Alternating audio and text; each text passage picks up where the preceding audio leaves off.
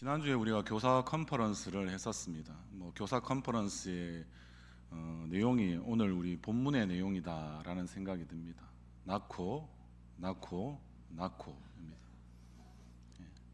어떻게 결심 좀 하셨습니까? 우리 청년들은 또 아직 창창한 때라서 더 많이 낳고 낳으시는 그런 은혜가 더 많아져서 정말 주님께서 함께 하시는 그런 생육하고 번성하는 그 놀라운 축복이 어떠한 것인가를 아마 이러한 낳고 낳는 이 일들을 통하여서 더 풍성한 주님의 은혜를 실제적으로 경험할 수 있는 우리의 청년들, 우리의 성도님들 되시기를 주님의 이름으로 소원합니다. 그렇습니다. 오늘 룻기의 말씀의 본문의 마지막은 낳고 낳습니다. 그래서 다음이 있고 그 다음이 있고 그 다음이 계속 있을 거라라고 우리에게 그렇게 미래와 그 미래 가운데 평안을 우리 가운데 주시는 줄 믿습니다.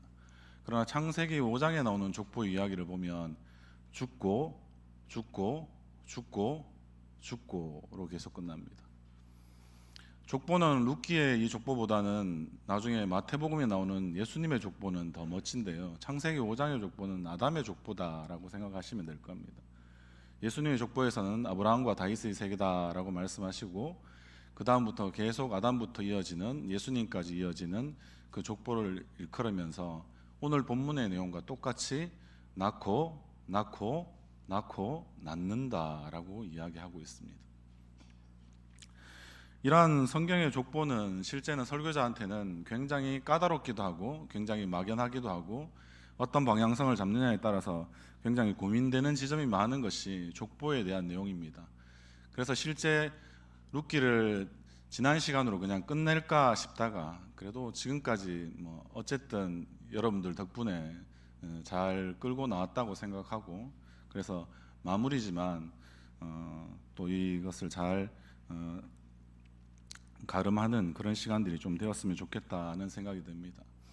성경의 족보를 제시할 때 결국에는 가장 중요한 것은 이 족보를 통하여서 늘 새로운 역사가 시작되는 중요한 전환점이 되어 왔다라는 것을 암시하는 경우가 많기 때문에 우리는 성경의 족보를 대할 때 그냥 보면 인물 위주로 내 아는 인물이 몇 명 나오나 이렇게 속으로 헤아리시는 분들도 있는데 그런 것들을 넘어서는 이제 그 가운데 이 흐름들이 어떻게 잘 연결되어서 성경의 역사, 하나님 나라의 역사가 우리 가운데 임하고 있는지를 우리는 잘 살펴볼 수 있어야 합니다.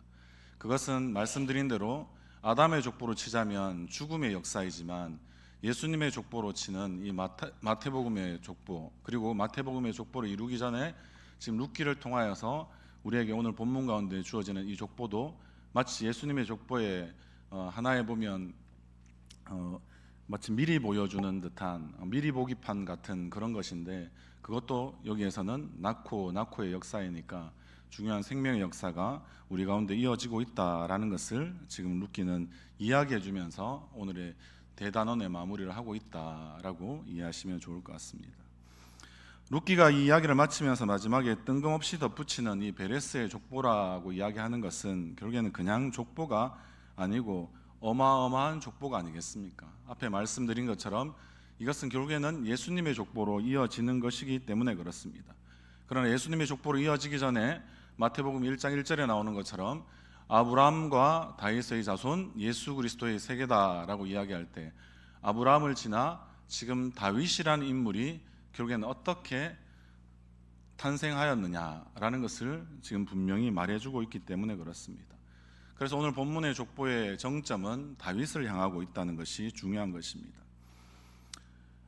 다윗으로 말미암아서 결국에는 하나님이 세우시는 지금 하나님의 나라, 우리는 이것을 이단들이 많이 써서 잘 쓰지 않으려고 하는 표현 중에 하나가 킹덤, 일명 왕국이라는 표현인데요. 그러나 실제 하나님은 우리의 왕이십니다. 아멘이십니까? 그러하기에 이 하나님 나라의 역사는 정확하게는 왕국의 역사이죠. 킹덤이라는 말 자체가 킹과 도미네이션이라는 말이 합쳐진 말 아니겠습니까? 왕이 다스리고 있는 곳이다는 거죠. 사사기의 전체 배경을 이루었던 가장 중요한 핵심이 무엇이었습니까? 사사기는 그때 왕이 없으므로 사람들이 자기의 소견에 옳은 대로 행했다라고 말씀하고 있기 때문에 그렇습니다. 우리에게 하나님의 왕되심을 인정하지 않는 순간에 우리 모두는 왕이 될 수 있는 자격과 조건을 다 갖추어 버리는 거죠. 네가 생각하는 것이 맞다. 너 생각도 옳은 것 같은데 나도 옳지 않겠어? 이렇게 서로 이야기하면서 끊임없이 맞추어지지 않고 각자 좋은 대로 생각하고 자기가 왕이 되어서 왕 노릇하는 시대. 오늘날 우리의 경제는 둘째 치더라도 정치적인 이 혼란스러움은 마치 이 사사시대하고 전혀 다르지 않다라는 것을, 마치 역사가 반복되는 이 안타까운 현실을 우리는 정치의 현장에서 너무나 많이 지켜보고 있지 않습니까?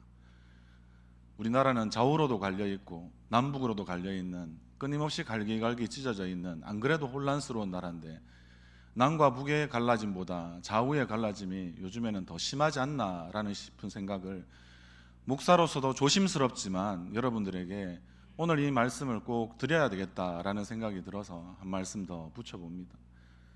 여러분들 무엇이 옳은 것입니까? 그리고 무엇이 바른 것입니까?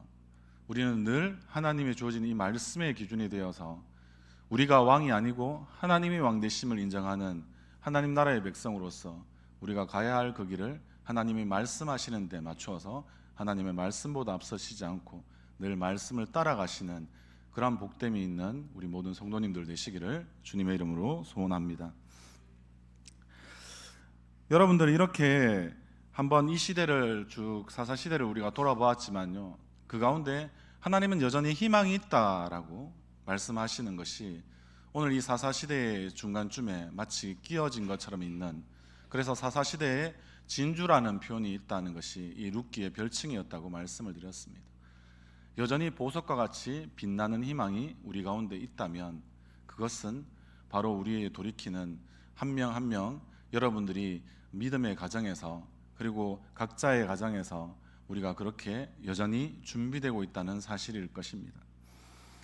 그런데 우리 시대를 또한 가깝게는 돌아보면 일제강점기라고 이야기하죠. 일제강점기 때 많은 사람들이 실제는 어느 정도 이 민족의 독립을 꿈꾸고 열심히 아마 독립투쟁들을 많이 하였다가 결국에는 꺾여지는 시점이 있었다고 합니다. 그때가 혹시 언제인지 여러분들은 역사를 잘 배우셨으니까 아실지 모르겠습니다. 그 시기는 바로 아마 한일 합방이라고 이야기하는 그 1910년이 지난 1930년대 말, 그러니까 그로부터 한 30년이 지난 것이죠. 그때 결국에는 어떤 일이 일어났습니까?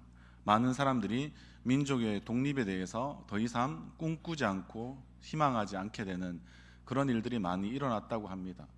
대표적인 인물 가운데 이광수라고 이야기하는 그분 같은 경우에도 그러한 마음들이 결국에는 꺾인 시점이 우리나라가 이렇게 해서 결국에는 제대로 하는 나라로서 독립할 수 있는 그런 희망이 전혀 보이지 않아서, 그래서 자기 스스로도 더 이상 민족의 독립을 위해서 일하는 것은 가치 없는 일이다, 그냥 시대의 흐름에 따라서 자신을 맡겨보자라고 생각했다라고 합니다. 이광수라는 이런 인물뿐만 아니라 많은 민족의 독립을 위해서 일하고 있다가 나중에는 반민족 행위자로 결국엔 역사에 오점을 남길 수밖에 없었던 많은 인물들은 그 시대가 좀 되었을 때 더 이상 우리는 희망이 없다라는 그것 때문에 1939년에서 1943년 사이에 그러한 일들이 실제적으로 많이 일어났다고 합니다. 여러분들은 어떻습니까? 우리가 일제강점기를 살고 있지는 않지만 우리는 세상의 한복판에서 하나님 나라를 우리는 외치며 살아야 되는 사람들입니다. 우리는 이 땅을 버타고 살아가지만 늘 우리는 하늘을 소망하며 살아가야 되는 사람들입니다. 그럴 때 우리는 하늘을 바라보기는 하지만 하늘을 바라보는 사람의 숫자가 많지 않습니다. 그리고 대다수의 사람들은 자기 소견에 좋은 대로, 자기가 원하는 대로, 그리고 세상의 흐름들이 그러니까 거기에 잘 발맞추어 가는 것 또한 지혜로운 삶의 방식이 아니냐고 우리에게 오히려 더 반문하기도 합니다. 그렇게 되다 보면 우리는 어떻게 할까요? 그 시대의 흐름에 순응하며 사는 것이 잘하는 것이다 라는 생각이 든다는 거죠. 그러한 시대가 바로 룻기가 있었던 아마 사사시대였다라고 이야기합니다.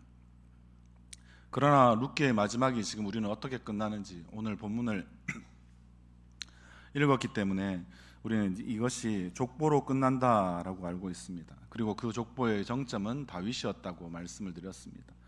그리고 다윗을 통하여서 결국에는 이 세상의 중심에서도 여전히 하나님의 나라는 지금 다윗을 통하여서 세워지고 있다라는 것을 룻기가 말해주고 있다는 사실입니다. 그리고 하나님 나라의 그러한 놀라운 구원의 역사, 구속의 역사를 완성하는 하나님의 왕국, 하나님의 나라가 여기 이렇게 분명히 선다라는 것을 마치 선언하는 그런 말씀이 이 가운데 있기 때문에 그렇습니다. 사랑하는 성도 여러분, 역사는 결국에는 누가 그것을 진행하고 있습니까? 라고 룻기는 오늘 족보의 말씀을 통해서 우리에게 묻고 있는 것입니다. 역사는 누가 진행하는 것입니까? 역사의 영어 이름이 무엇입니까? 히스토리라고 보통 하지 않습니까? 우리는 그것을 어떻게 해석하고 있습니까? 그의 이야기라고 이야기하죠. 그의 이야기. 그는 누구입니까? 우리가 믿고 섬길 수 있는 유일한 분, 우리가 사랑할 수 있는 유일한 분, 그 대상이 되시는 하나님의 이야기가 바로 히스토리입니다. 우리가 그것을 우리의 믿음으로 받아들일 수만 있다면 역사는 결국에는 누가 진행하는 것입니까? 하나님의 뜻을 아는 사람들이 진행하는 것이겠죠. 그러나 그 하나님의 뜻을 아는 사람의 뒤에는 누가 있습니까? 하나님이 계시는 거죠. 그래서 하나님이 실제로 숨어 계신 하나님으로서 잘 우리의 눈에 띄지 않고 드러나지 않는 그런 시대의 혼란스러움들이 여전히 우리의 삶 가운데 있을지라도 하나님은 여전히 우리 가운데 일하시고 하나님은 여전히 모든 역사를 진행하고 계신다는 겁니다. 한마디로 역사의 주관자는 하나님이시다라는 것을 우리가 믿을 수 있어야만 우리는 말씀대로 살아갈 수 있는 힘이 거기서 나온다라는 것입니다. 참 놀랍지 않습니까? 여러분들 한번 룻기에 나와 있던 등장인물들을 한번 생각해 보십시오. 룻이라는 인물은 어떤 인물이었습니까? 자기의 남편을 젊어서 결국에는 잃게 되고 그리고 가진 것도 하나 없고 그리고 시어머니인데 그 시어머니도 과부 시어머니를 모셔야 하는, 그래서 하루하루 벌어먹고 살아가는 것이 얼마나 힘든 인생, 그것이 바로 룻 아니었습니까? 그럼 룻의 복량을 받아야 했던 나오미는 어떻습니까? 나오미는 자신의 남편도 아들 둘도 죽어버리는 그러한 마치 대가족의 참사가 일어나는 그 가정 가운데서 전혀 생명 역사가 일어나지 않는 그런 가운데서 자신의 생명마저도 지금 보존할지 그렇지 못할지를 고민해야 하는, 똑같이 룻처럼 하루하루 벌어먹고 살아가는 것이 힘든 인생, 그것이 바로 나오미였습니다. 그런데 그 두 쌍과부에 불과한 나오미와 룻에게도 결국에는 하나님이 그들 가운데 간섭하시고 역사하시는 일이 일어나는 그런 일들이 룻기 가운데 있었죠. 그리고 그 하나님의 도구가 된 사람, 그냥 하나님의 그런 사랑 자체가 되어준 사람이 바로 보아스라는 인물 아니었습니까? 그래서 하나님께서 꼭 베푸셔야 하는 약속된 사랑, 그런 헷세대의 사랑을 그 가운데 긍휼함을 가지고 베풀어 내었을 때 어떠한 일이 결국에는 일어났습니까? 나오미의 가문이 회복되어지게 되고, 우리가 지난 시간에 들었던 것처럼 하나의 그림처럼 나오미의 손에 결국에는 룻이 낳은 그 아이가 결국에는 그 손에 안겨져 있는 그런 모습들을 지금 보게 되었었죠. 그래서 그 아이의 이름은 오벳이었다라고 하는 것이 우리의 본문 앞의 내용이기도 했었습니다. 실제는 여러분들 어떻습니까? 모든 사람들이 그냥 자기 주어진 대로 자기 할 수 있는 만큼만 하며 살아가면 된다라고 생각하는데도 불구하고 넘치는 하나님의 사랑을 주체할 수 없이 마치 그 시대와는 다르게 마치 베풀었던 사람, 그 보아스의 삶의 모습들, 그리고 자기도 이제 살아야 되나 말아야 되나 하는 싶은 그런 생각이 있었던 룻이 또한 나오미를 향하여서 베풀었던 그런 사랑들, 그런 사랑들이 계속해서 서로가 서로 간에 사랑을 주고 사랑을 받는 이런 일들을 계속해서 했었습니다. 그것을 통하여서 여전히 하나님은 자신의 역사를 지금 경영하고 계시고 그 모든 것들을 만들어가고 계신다라는 사실을 우리는 알게 되고야 말았다라는 것입니다. 그래서 우리가 분명히 안다면 우리가 이 땅을 살아갈 때 하나님의 역사를 우리가 잘 바라보지 못하거나 잘 깨닫지 못하는 가장 큰 이유는 결국 여러분들 무엇이라고 생각하십니까? 이렇게 역사를 진행하시는 하나님께서 마치 하나님의 나라를 완성하고야 마신다라는, 우리는 그와 같은 때로는 미래적 믿음일지 모르지만 어차피 믿음은 우리가 일어날 일을 기대하는 것이 믿음 아니겠습니까? 우리가 과거에 있는 일들을 기대하며 살아가는 것은 우리가 믿음이라고 부르지 않지 않습니까? 그러하기에 우리의 기대와 소망이 섞여 있는 그 믿음이 분명하다면 우리는 결코 이 가운데서 낙심하거나 낙담할 일이 전혀 없다라는 것이 오늘 룻기를 통하여서, 그리고 룻기 안에 있었던 한 가문과 한 가정이 다시 한 번 더 살아나게 되는 그런 이야기를 통하여서 우리는 분명히 깨달아 알 수 있게 된다는 것입니다. 사랑하는 성도 여러분, 교회의 역사에도 그러한 일은 항상 있었습니다. 그러한 일들을 통하여서 우리의 믿음이 앞선 세대에서 우리의 다음 세대로 이어졌다는 사실을 우리는 부인할 수 없기 때문에 그렇습니다. 앞에 말씀드린 우리나라의 지금 정치의 소용돌이와 같은 그런 소용돌이 넘치는 그런 역사의 현장이 있었던 것을 우리는 다시 한 번 더 떠올려 볼 필요가 있습니다. 그것은 바로 하박국 시대를 우리가 한번 떠올릴 필요가 있습니다. 하박국은 이렇게 3장 18절에 이야기합니다. 나는 여호와로 말미암아 즐거워하며 나의 구원의 하나님으로 말미암아 기뻐하리로다. 아멘. 그런데 이 18절이 나오기 전에 그 안에서 16, 17절로 이어지는 모습들은 어떻게 기록되어 있냐 보면요, 무화과 나무가 무성치 못하고 포도나무도 열매가 없고 감람나무에는 소출이 없습니다. 그리고 밭에는 먹을 것도 없고 우리의 양도 없고 외양간에는 소마저도 없는 그러한 상황이 될 때, 그럴 때라도 나는 여호와로 말미암아 즐거워하고 구원의 하나님으로 말미암아 기뻐한다라고 하박국은 고백한 것입니다. 하박국이 처음부터 이런 믿음이 있었을까요? 하박국의 1장부터 열어보면 그렇지는 못하였습니다. 하박국도 어떻게 더 나쁜 이 바벨론이라는 악의 제국과 같은 곳이 어떻게 그보다는 선한 이 우리 유다를 침공하고 그리고 그것을 통하여서 바벨론이 우리를 심판할 수 있느냐고 하나님께 늘 따져 묻곤 했었습니다. 그런데 하나님께서 그렇게 따져 묻고 기도하고 괴로워하는 하박국에게 2장에서 이렇게 응답해 주십니다. 2장에 나오는 내용은 우리가 너무나 잘 아는 내용이죠. 우리 다 같이 한번 따라해 보겠습니다. 의인은 믿음으로 말미암아 산다. 의인은 믿음으로 말미암아 산다. 그렇습니다. 우리가 기대와 소망을 가질 수 있는 믿음이 있다면 우리는 그 믿음으로 사는 사람들을 우리는 의인이라고 부르고, 그 의인들이 사는 나라를 의의 나라, 하나님의 나라라고 우리는 이야기하는 것입니다. 그때 결국에는 하박국 2장 14절에서 이렇게 이야기를 합니다. 두 가지 결론을 이야기하는데요, 14절과 20절에 이렇게 이야기합니다.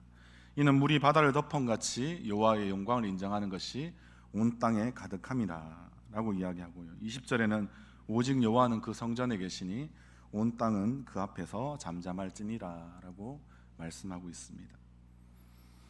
여러분들, 역사가 어떻게 진행되는가 라고 우리는 늘 물어볼 때 하나님이 이것을 주관하고 진행하신다라고 이야기합니다. 그리고 하나님이 이 역사를 다스리고 계신다라고 이야기하는 것이죠. 결국에는 어떻게 하는 것입니까? 하나님의 영광을 위하여서 하나님께서 모든 것을 주관하고 계시고, 결국에는 마침내 모든 사람들은 그 통치하시는 여호와 하나님, 왕 되신 하나님 앞에서 우리는 잠잠하게 있어야 할 자들이다라는 것입니다.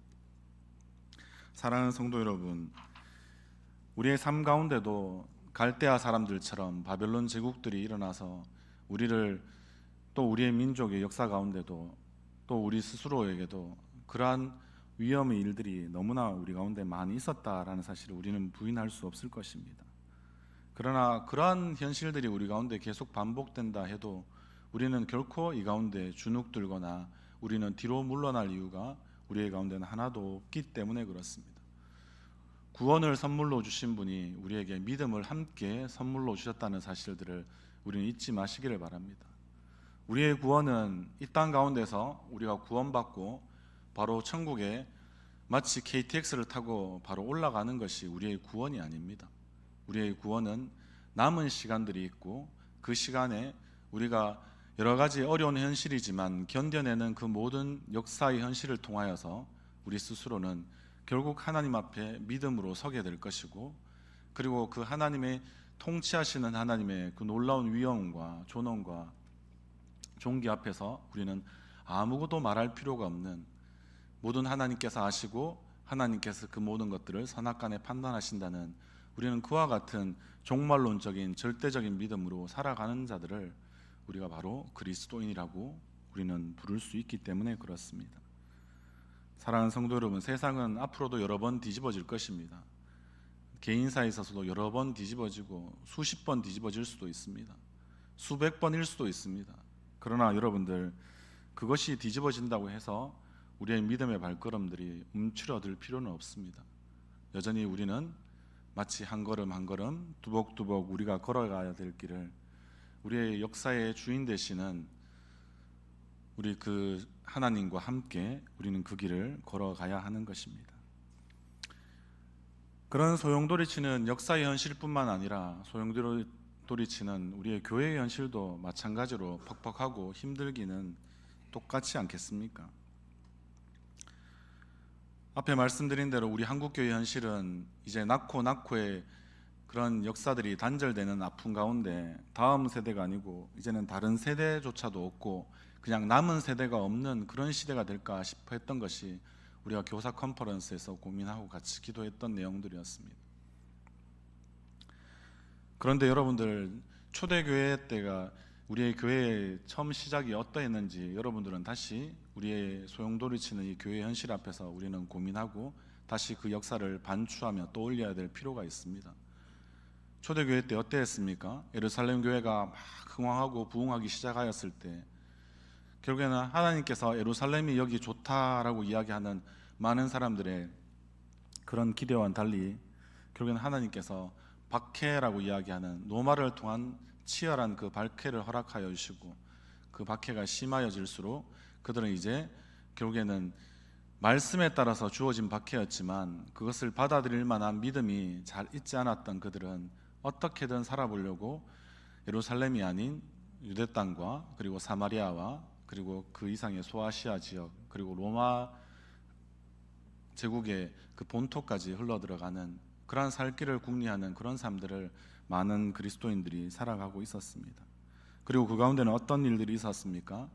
결국에는 예수님을 베드로처럼 그렇게 배신하는, 우리 일명 그것을 이제 배도한다라고 이야기하는데요. 그런 배도자들, 배교자들이 엄청난 숫자로 많이 나타나기도 하여서 초대교회에 마치 근간이 3,000명, 5,000명 되었던 시절이 언젠데 라고 생각하지만 그 순간에 다 그냥 예수님을 버리고 우리의 이 신앙을 버리고 그렇게 살아갔던 많은 사람들 때문에 초대교회의 근간 자체가 흔들리고 무너지는 그런 위험에 처했던 적이 초대교회의 그런 현실이었던 적이 있습니다.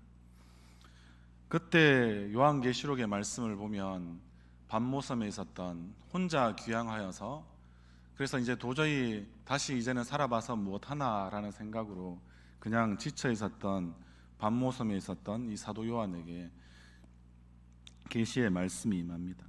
그 계시의 말씀을 한번 읽어드리도록 하겠습니다. 계시록 1장 우리 16절과 20절까지의 말씀인데요, 제가 읽겠습니다. 그의 오른손에 7별이 있고 그의 입에서 좌우에 날성검이 나오고 그 얼굴은 해가 힘있게 비치는 것 같더라.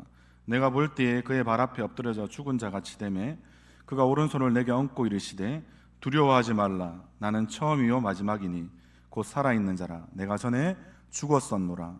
볼지어다 이제 세세토록 살아있어 사망과 음부의 열쇠를 가졌노니 그러므로 네가 본 것과 지금 있는 일과 장차 될 일을 기록하라. 내가 본 것은 내 오른손에 7별의 비밀과 7 금촛대라. 7별은 7 교회의 사자요 7 촛대는 7 교회니라. 아멘. 교회도 이렇게 뒤움박치는 영적인 더할 수 없는 소용돌이의 현실 가운데 있었지만, 그러나 그때 어떻습니까? 여전히 교회의 주인 되시는 예수님께서 7별과 7금초대, 그것을 통하여서 우리 가운데 일하고 계신다라고 말씀하시는 내용 아니겠습니까? 사랑하는 성도 여러분, 우리는 늘 이제는 교회가 끝났어, 끝이구나, 이제 다음 세대도 없고 남은 세대도 없고 그런 시기 가운데 우리는 있어, 그래서 우리는 위기일 거다라고 여전히 생각하지만, 그러나 다행스럽게도 이 교회의 다른 이름이 무엇이었습니까? 주님의 몸이었습니다. 교회가 주님의 몸이면 그 몸에는 반드시 머리가 있지 않겠습니까? 교회의 주인은 결국에는 머리 대신 예수 그리스도이십니다. 우리가 주인이 아닌 것이 얼마나 감사한 일인지, 저는 요즘에 교회를 위해서 기도할 때는 이런 기도가 더 먼저 나올 수밖에 없었습니다. 우리가 주인이 아니어서 감사하다. 역사의 주인도 결국에는 우리의 주님이시지만 이 교회의 주인도 결국엔 주 예수 그리스도이시구나 라고 생각하면 이제 마음이 평안함을 얻고 기도가 마무리되곤 했습니다. 사랑하는 성도 여러분, 상황이 어떠할지라도 주님은 교회를 책임지십니다. 그리고 교회를 이끄신다는 그런 확실함을 가졌던 사도 요한이 결국에는 이 가운데서 여전히 주님이 우리와 함께 하신다라고 이야기하며 이렇게 2장 1절에서 마무리 짓곤 합니다. 오른손에 7뼈를 붙잡고 7금촛대 사이를 거니시는 이시다라고 말입니다. 주의 사자들을 통하여서 주의 교회 가운데 늘 운행하시고 그 가운데 섭리하시고 그리고 그 모든 것들을 이끌어 나가시는 그분이야말로 교회의 주인 되시는 예수님이 우리 가운데 분명히 함께하고 계신다라는 뜻입니다. 우리가 그것을 분명히 믿어낼 수 있을 때 우리는 어떻게 합니까? 우리의 믿음의 발걸음들을 여전히 옮겨갈 수 있고요. 그리고 여전히 내가 이런 사랑을 과분하게, 우리의 교회가 이런 일을 해도 돼? 라고 생각하지만 교회다운 교회의 모습으로서 우리가 바른 교회의 모습들을 여전히 견지하며, 그리고 우리 가운데 행해야 될 우리는 이웃 사랑들, 그리고 놀라운 하나님의 그런 약속의 사랑들을 베풀기를 주저하지 않는 그런 모습으로 우리는 늘 살아갈 수 있습니다. 그것을 통하여서 우리의 교회의 역사가 멈추는 것이 아니라 다시 한 번 더 교회는 교회다운 모습으로 회복된다는 놀라운 약속의 말씀을 아마 이 계시록의 말씀을 통하여서 주는 것입니다. 계시록의 말씀들을 많은 분들은 많은 심판의 말씀으로 이해하고 이단들을 통하여서 많이 오해되어서 그 가운데 혼란스럽게 하는 그런 말씀으로만 이해하지만, 그때 당시에 계시록이 쓰여졌던 배경에서 보면 이 계시록이야말로 가장 위로 중에 위로가 되는 그런 말씀이 계시록의 말씀이었다라는 사실들을 우리가 잊지 않는다면, 계시록의 말씀을 우리가 다 이해할 수 없을지라도 우리가 그 말씀을 붙들어내고 그 위로의 말씀 가운데 힘을 얻으시는 우리 모든 성도님들 되시기를, 또한 우리의 교회가 되기를 주님의 이름으로 소원합니다. 마지막으로 이 소용돌이치는 이 개인의 현실을 우리는 돌아보면서 우리는 욥을 떠올리지 않을 수 없습니다. 욥은 어떤 사람이었습니까? 동방의 의인이었지만 그의 삶은 또 자기가 원하는 대로 사라지지 않는 그런 일들이 결국엔 많이 일어났습니다. 결과의 잣대로 보면 나중에 욥이 갑절의 축복을 받는다라는 것은 차지하고요, 그건 별도로 봐야 되는 문제이고요. 그것보다는 욥은 하나님의 뜻대로 살았지만 결국에는 그 뜻을 다 헤아릴 수 없어서 자신의 닥쳐지는 그 고난의 현실에서 그는 주저하고 힘들어했던 사람이 욥이었습니다. 그래서 그 욥의 믿음을 결국에는 하나님께서 어떻게 만들어 주기를 원하십니까? 욥기 23장 10절 말씀에는 이렇습니다. 그러나 내가 가는 길을 오직 그가 아시나니 그가 나를 단련하신 후에는 내가 순금같이 되어 나오리라. 아멘. 사랑하는 성도 여러분, 우리도 또한 우리의 삶 가운데 욥과 같은 그런 시기들을 우리는 맞이할 수밖에 없다는 것이 진리의 성경이 우리 가운데 분명히 선언해 주는 말씀 아니겠습니까? 당신 믿음대로 살면 성공한다 라고 이야기하는 것은 가짜 복음입니다. 믿음대로 살아도 욥처럼 고난당할 수 있다 라는 것이 진짜 복음입니다. 그럼 우리는 그때 뭐라고 이야기해야 할까요? 주님께서 나의 믿음을 이제 그냥 동메달 정도의 믿음이 아니라 은메달 정도의 믿음으로 만드시는가 보다라고 우리는 말씀을 또 올리고 우리는 준비할 수 있어야 합니다. 또 은메달 정도의 믿음이 되시면 금메달 같은 믿음들을 허락해 주시리라는 그런 또 믿음으로 우리는 또 다른 다음 단계를 준비하며 우리의 믿음의 성숙을 또 우리의 믿음의 성장을 기대해야 되지 않겠습니까? 그럴 때 정금같이 나온다는 이 욥의 말씀이야말로 욥을 통하여서 우리에게 분명히 주시는 하나님은 여전히 살아계시고 우리의 인생은 어떠한 순간에도 실패가 있을 수 없다는 거죠. 우리는 하나님의 손에 여전히 붙들려 있다는 것을 우리가 인정한다면 우리는 어떠한 비극적이고 처절한 인생을 처럼 보이는 것이라도 우리는 그러한 인생으로 우리의 모든 것이 끝나지 않는다는 것을 우리가 인정하는 것이야말로 욥이 우리에게 주는 진정한 믿음의 참된 현실이 아니겠습니까? 사랑하는 성도 여러분, 우리는 그렇게 살펴보았습니다. 우리의 소용돌이치는 역사의 현실과 그리고 교회의 현실과 우리의 개인의 현실이 지금 우리 앞에 주어져 있습니다. 여러분들은 어떤 선택과 결정을 통하여서 앞으로 나아가기를 원하십니까? 결국은 그 가운데 우리의 믿음이 필요하지 않겠습니까? 구원으로 우리가 받은 선물과 같은 우리의 믿음을 여러분들이 그냥 바로 천국 가는 티켓 정도로만 생각하고 여기신다면 그 믿음은 아무 소용이 없을 겁니다. 그러나 우리의 믿음이 결국엔 작동되고 그 믿음의 능력이 나타나는 때는 언제입니까?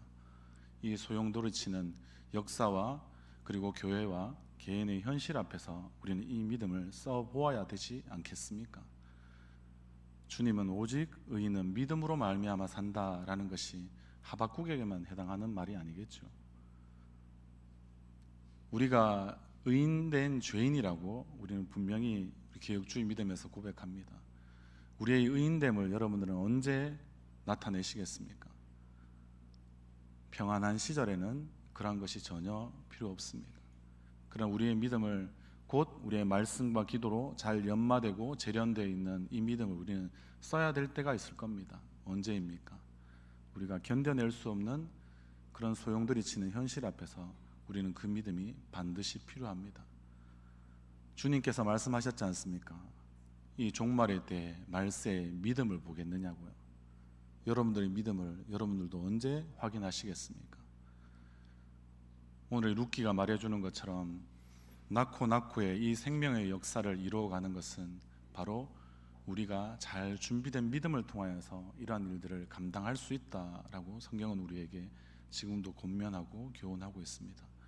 사랑하는 성도 여러분, 이러한 현실이 어떠하든지와 상관없이 특별히 평안할 때가 아니고 우리 가운데 불안하고 두려움이 떨고 그리고 내가 생각해도 나는 이제 이쯤 되면 끝났구나 라고 생각하는 우리 청년들도 그런 생각들을 많이 하지 않습니까? 이제는 나도 나를 놓아주어야 되겠다 라고 생각하는 그런 포기의 시점이 이르렀을 때 여전히 역사를 주관하시고 진행하시고 그리고 우리의 인생의 주인 되어주시고 교회의 주인 되어주시고 그렇게 되어주시는 주인 되신 우리의 주님을 다시 떠올린다면 그 주님은 우리를 한 번도 포기한 적이 없으시다는 것이 우리가 오늘 믿음으로 받아야 되는 중요한 진리가 아니겠습니까?